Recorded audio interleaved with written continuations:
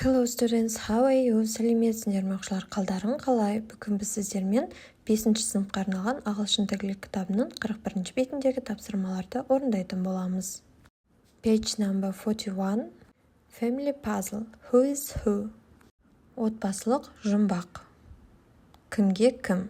Бізде төменгі жақта сурет көрсетілген, сол сурет арқылы біз мәтінді құрастырып шығуымыз қажет. Emily and David are brother and sister. Эмили және Дэвид інілі және әпкелі. The parents' names are William and Fiona.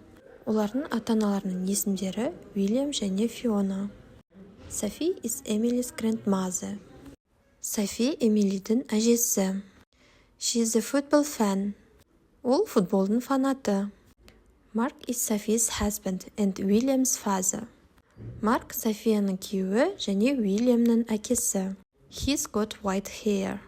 Оның шашы ақ. Uncle Paul is near David. Ағасы Паул Дэвидтің қасында. He plays golf. Ол гольф ойнайды.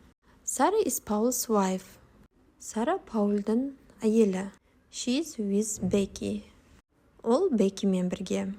Becky is Emily's cousin and Sarah's daughter. Бекки Эмилидің туысқан әпкесі және де Сараның қызы.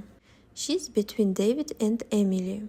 Ол Дэвид пен Эмилидің ортасында. Matt is Fiona's nephew with Gonzo the dog. Matt Фионаның жиені және ол итімен бірге Гонзо деген. 7. Emily is next to Becky. She is Sophia's granddaughter. Эмили Беккидің қасында және ол Софияның немересі.